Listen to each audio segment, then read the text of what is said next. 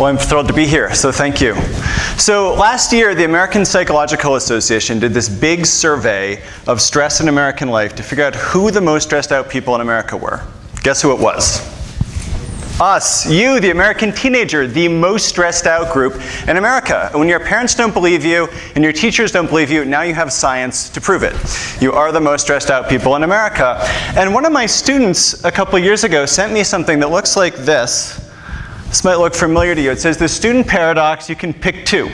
You can have studying and sleep, but then you have no friends, right? You can have sleep and a social life, but then you're probably failing all your classes. Studying, social life, never getting any sleep, and doing all three is basically impossible, right? A lot of us can kind of feel this way. This might be familiar to some of us. But we know it's not just these big things in life, it's also the little things in life, like having your clicker go backwards, or having issues like, you know, where am I going to find shoes for the prom, or where am I going to find a date, or how am I going to get a ride home from soccer practice? It's these little things that start to stress us out. And it's like our minds are like a nice clear snow globe, and then over time they just start to get shaken up, and the snow and the thoughts and the worries would just start to get shaken up, and there's nothing we can do except to allow this to settle down. And so I'll be talking about ways to do that over the course of my talk tonight. But I also want to just give a little demonstration of what's happening in our bodies and what's happening in our minds when we're stressed out. So I'll ask you to do this along with me.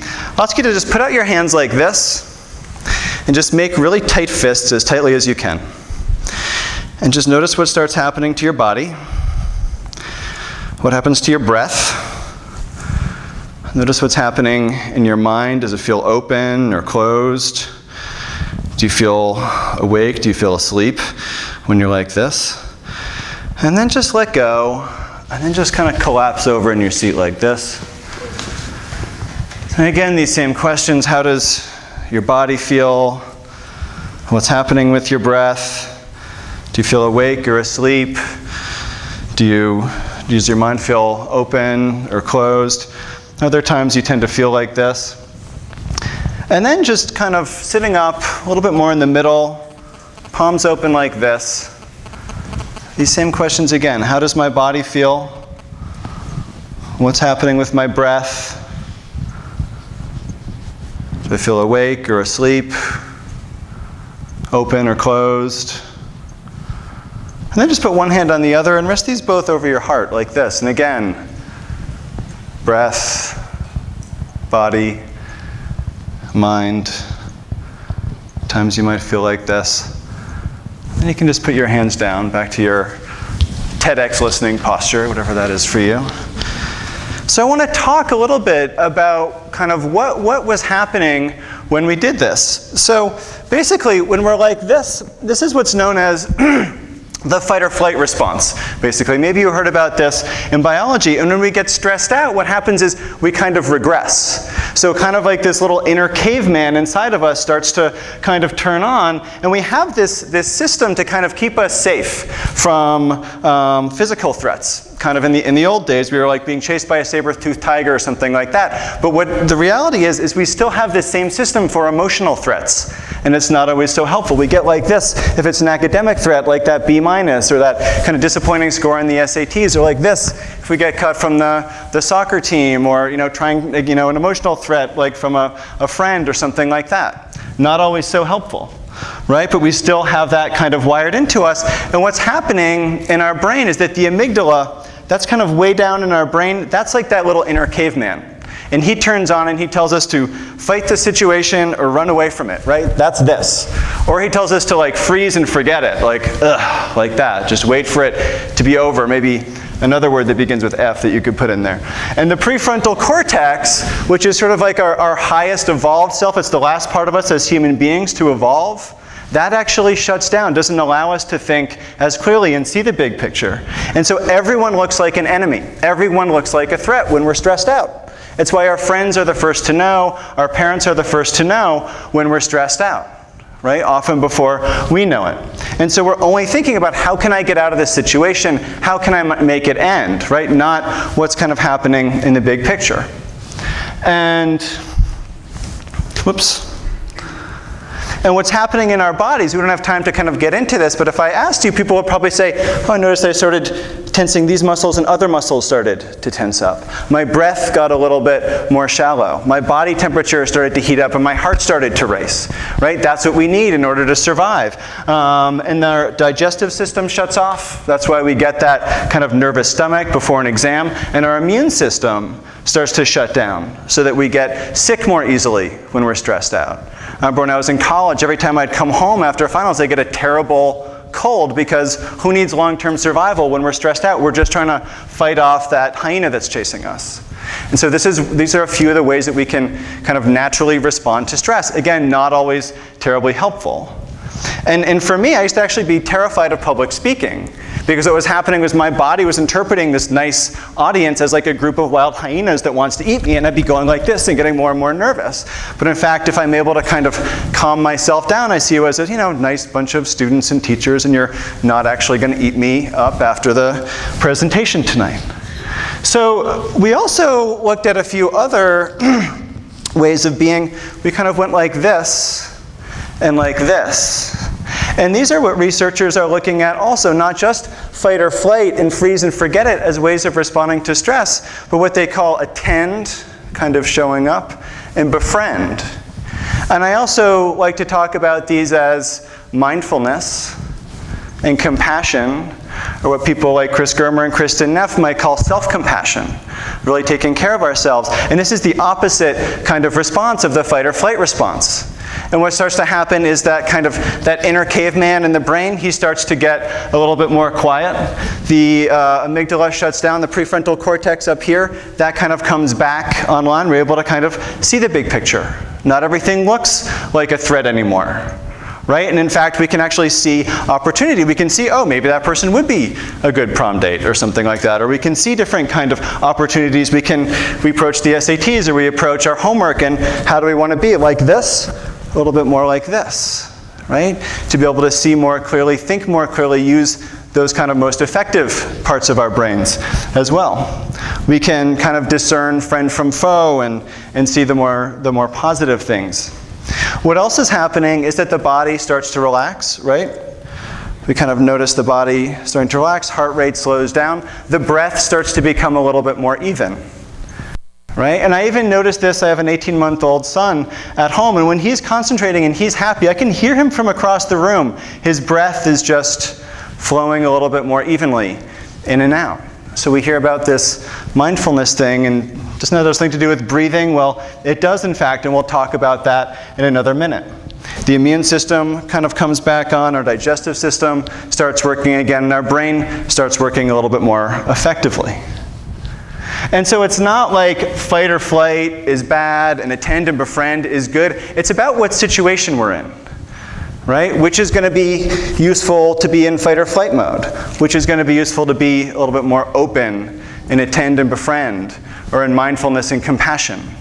Right? So thinking about, the athletic fields, or being backstage, or, going into a test, or maybe driving in a dangerous situation, or having to run away from something that maybe is scary.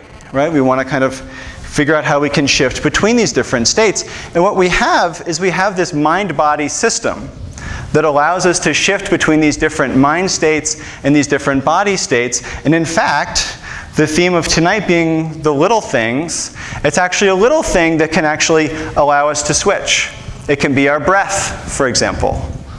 Right? So just by slowing down our breath a little bit, we can calm down our nervous system a little bit. We can open up our minds, open up our brains a little bit, calm down our bodies, and really be our best selves. And so I often talk to people about, in my work, learning how to do some deep breathing. And I did once have someone say, breathing is played out. So I'll try to make it a little bit more interesting for you guys. And it's also, when I say deep breathing, I don't mean like, right? I mean slow breathing is actually what I mean, kind of more accurately. And so a way to kind of do this, if we imagine, another way to kind of feel warm and fuzzy and good is like imagine that you're holding a cup of hot chocolate, right? And maybe it's too hot to just drink. Maybe you're like me and you drink coffee, which probably makes me more stressed out. But if you're drinking hot chocolate, imagine you're holding it in your hands like this. So hold out your hands like this. Just breathing through your nose, breathing in to smell it. Breathing out through your mouth, just blowing to cool it off. It's really just that kind of rate. So breathing in, smelling. Breathing out, cooling off. Breathing in. And breathing out. And just noticing how you feel after even just 3 breaths. Noticing how the room even feels a little bit different after just 3 deeper, slower, more mindful breaths that we're doing. And so I want to share a little bit of kind of some of the research that's happening. My friend Sarah Lazar, who's been scanning the brains of people that have been practicing mindfulness for only 8 weeks, found some really cool stuff was happening in our brains. And there's this idea called neuroplasticity. Neuroplasticity means that we can change our brains, we can rewire our brains. The quote up here says, "Neurons that fire together wire together." We can actually make our brains grow in certain areas and shrink in other areas, just like we work out a muscle. Right? If I'm working out my muscle like this, it's active right now and it becomes bigger if I work it out over time. And she found really interesting parts of the brain started to change in people that practiced mindfulness for just a few weeks. So the first part to change and actually get bigger was this part up here, the prefrontal cortex right behind my forehead.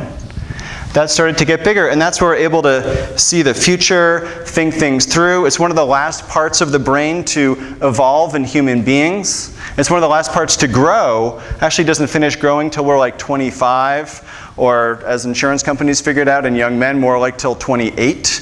So that's actually what makes us mature and allows us to kind of see the big picture. That part of the brain starts to grow. Deeper in, the insular cortex, which is where we have emotion, where we kind of process our emotions and have compassion and take other people's perspective, that also starts to get bigger in the brain. And what starts to get smaller is the amygdala, that little like inner caveman that we all have that's telling us to fight the situation, flee, run away from it, or just forget it and give up and go home. And so we're actually able to really change and rewire our brain. So when we think about the ways that we want to respond to stress, right? What are we going to get? It's actually up to us. We can rewire ourselves for more stress and more mental health issues like becoming more angry all the time, or becoming anxious, which means running away from the situation, or just becoming depressed, right? Which is that kind of giving up.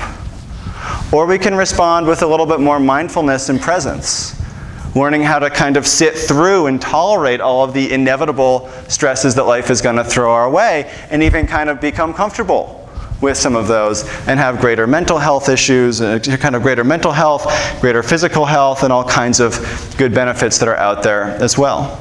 And that's some of kind of what the experience of mindfulness is. And I also want to kind of give you some words to explain what mindfulness is. And to me, what I like to say is mindfulness is paying attention to the present moment with acceptance and non-judgment. And so who here's ever been told to pay attention? Okay, and who here's ever been taught how to pay attention? Right? No hands in the room. And so mindfulness actually teaches us how to pay attention to our experience, which we know is going to serve us well in relationships and in school and on the job and all these other places in our lives when we can learn how to put our attention where we want it to go. And then we pay attention to the present moment, and to me I used to feel like, what's so great about this whole present moment thing?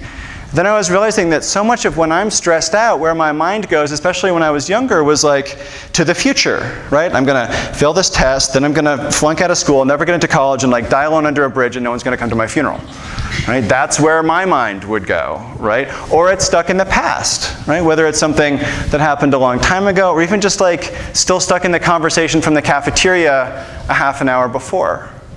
And when we're in the present moment, there's actually a great TED Talk about this by Matt Killingsworth. We're actually happier when we're in the present moment. It's twice as important to our happiness to be focused on what we're doing than what it is that we're actually doing. And then lastly, this piece about acceptance and non-judgment, it's accepting just kind of what's happening, which doesn't mean having to like it, but it means just accepting that it's happening and not judging it, and also not judging ourselves. Right? We all have that kind of inner critical voice that's telling us we're not good enough, or we're not smart enough, or we'll never make it, or just give up. right? We're trying to quiet that voice, and sometimes that's maybe an old bully or an old, someone that wasn't so helpful, or maybe it's just kind of the larger culture telling us there's something wrong with us because of the way we look or the shape of our body or, different aspects of our identity that tell us that we're not good enough. And so with mindfulness, paying attention to the present moment with some acceptance and non-judgment, we're able to kind of have a different way of approaching the world. And as my friend Amy likes to say, she says, we have this so that we can choose what to do next. Right? So we can start to see a little bit more clearly and choose what to do next. And so I just want to be clear about what mindfulness is not. So mindfulness is not getting rid of our stress, it's learning how to optimize and work with our stress. It doesn't mean having to shave your head and put on a robe and move to some far-off temple. And it's also not passive, right? It's not going to turn us into doormats. It's active, right? This takes some effort. Right? It's not shutting off thoughts. It's changing our relationship to our thoughts.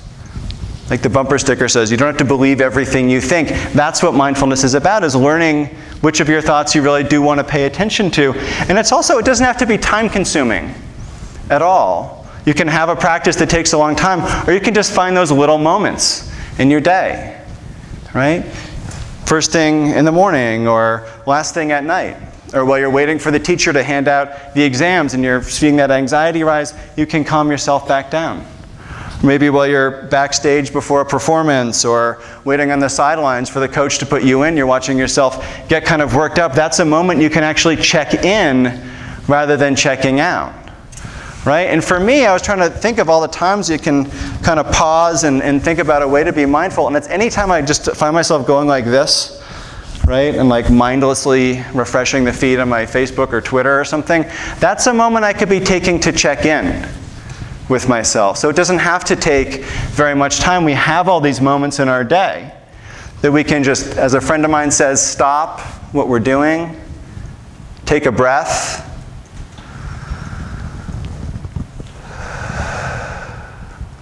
observe what's happening, right? Am I a little like this, a little like this, something like this, and then just proceed with our day, whatever it is that we're doing. We can also get in touch with the present moment through our 5 senses, right? Like if I go like that quickly, we're all suddenly focused on the present moment. Because our senses are always in the present moment, where our minds are racing to the future or getting stuck in the past or halfway across town thinking about something else. We can just take a moment and just listen to sounds. Sound of the bell, other sounds in the room, sound of our own breath. It doesn't have to take very long. And there's all kinds of evidence for why mindfulness can be helpful for us, for our mental health, for our physical health, for learning, for concentrating, for creativity, for all kinds of things. And there's all kinds of people, in fact, practicing mindfulness these days who have very stressful jobs. Right? Really high performance people are out there practicing mindfulness, from politicians to top athletes to musicians to people like EMTs and people in the military who are needing to kind of keep themselves calm in these incredibly high stress environments, and they're using mindfulness practices to do that, to get that kind of inner caveman to quiet down and get their prefrontal cortex to turn on and kind of see the whole world more clearly, right? And be able to be calm through these difficult situations, right? Kind of calming all those thoughts, all those worries, all of that with just a little bit of stillness. And so the famous comedian once said, 80% of life, 80% of success is showing up. Right? And so mindfulness really extends that invitation. Right? Show up for life. Be present for your experience. Be present even for that stress which will inevitably arise in your life. Right? When we can be mindful, that inner caveman, we don't have to listen to him telling us to run away or to fight it off and lose that fight or avoid it in a way that we'll never be able to avoid the inevitable stresses in life. And so ultimately mindfulness invites us to attend, to show up, and maybe that other 20% is also to befriend our experience.